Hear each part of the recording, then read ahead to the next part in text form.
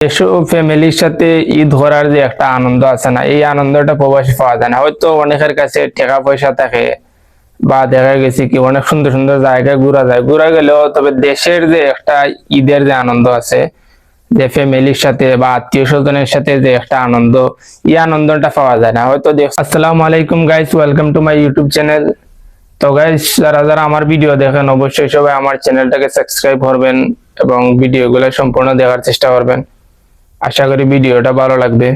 আজকে ভিডিও বানানোর জন্য বাইরে যাওয়ার কথা ছিল, কিন্তু আজকে বাইরে যাইতে পারি না, এত গরম পড়ছে যে ভিডিও বানানোর জন্য বাইরে যাই মুখে প্রচুর গরম। কিন্তু আজকে মালদ্বীপে আজকে অনেক গরম।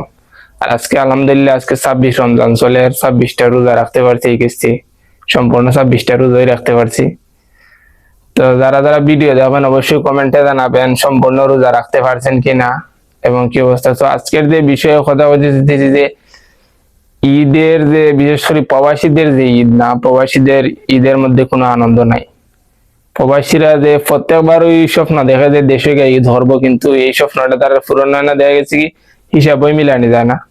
অনেক চেষ্টা করেও যে এই মাসে না এই মাসে ছুটিতে যাইব, মানুষ অনেক প্ল্যান করে, কিন্তু লাস্ট মুহূর্তে দেখা যায় কি প্ল্যান কোনো কিছুই মিল হয় না।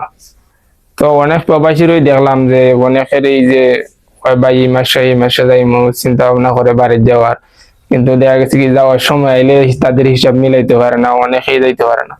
আর প্রবাসে মনে করেন যে ঈদ তেমন একটা আনন্দ নাই দেশের মতো, যে দেশে যে আনন্দটা, দেশও ফ্যামিলির সাথে ঈদ করার যে একটা আনন্দ আছে না, এই আনন্দটা প্রবাসী পাওয়া যায় না। হয়তো অনেকের কাছে টাকা পয়সা থাকে বা দেখা গেছে কি অনেক সুন্দর সুন্দর জায়গায় ঘোরা যায়, ঘোরা গেলেও তবে দেশের যে একটা ঈদের যে আনন্দ আছে, যে ফ্যামিলির সাথে বা আত্মীয় স্বজনের সাথে যে একটা আনন্দ, এই আনন্দটা পাওয়া যায় না। হয়তো দেখছি যে প্রবাসে অনেকের ঈদের দিন 2 দিন 3 দিন ছুটি থাকে, বা এই বিভিন্ন জায়গায় ঘুরতে বা খাওয়ানো বা যাওয়া যায়, বা যে প্রবাসে যে বন্ধু বান্ধব আছে তার সাথে আড্ডা দেওয়া যায়। কিন্তু সবচেয়ে যে আনন্দটা হচ্ছে বাড়িতে যে ফ্যামিলির সাথে বা আত্মীয় স্বজনের সাথে যে ধরার যে আনন্দ, এই আনন্দটা প্রবাসীরা উপভোগ করতে পারে না।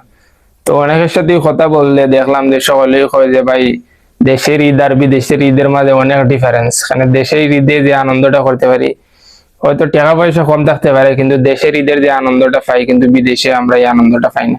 তো অবশ্যই অন্য ভিডিওর মধ্যে যে অন্য প্রবাসীদের সাথে কথা বলানোর চেষ্টা করবো, বা অন্য প্রবাসীদের যে মনের আশা আকাঙ্ক্ষা অবশ্যই ভিডিওর মধ্যে তুলে ধরার চেষ্টা করব। তো আশা করব যে আপনারা আমার ভিডিওটা সম্পূর্ণ দেখার চেষ্টা করবেন।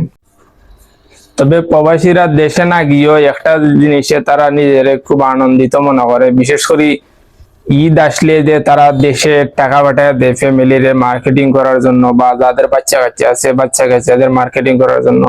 তো ফ্যামিলি খুশি দিকে অনেকেই নিজের খুশি রাখতে চেষ্টা করে বা খুবই ভালো লাগে। তবে মনের মধ্যে তাদের একটা কষ্টই থেকে যায় যে দেখা গেছে নিজে যাইতে পারলাম না, ফ্যামিলির সাথে ঈদ করতে পারলাম না, ঠিক আছে নি। তো ঈদের মধ্যেও যে একটা আনন্দ পাওয়া যায়, দেখা গেছে কি যে ফ্যামিলির সবাই কেনাকাটা করতেছে, ফ্যামিলির মানুষ খুশি আছে, যা আমি টাকা দিতে পারতেছি বা ফ্যামিলির মানুষে কেনাকাটা করে দিতে পারতেছি।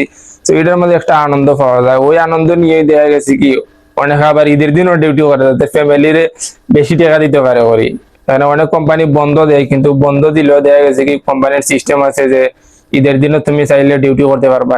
তো অনেকে ঈদের দিনও ডিউটি করে, যাতে অনেকের অনেক চিন্তা ভাবনা থাকে যে যাতে বেশি করে টাকা পাঠাইতে পারে বাড়ির।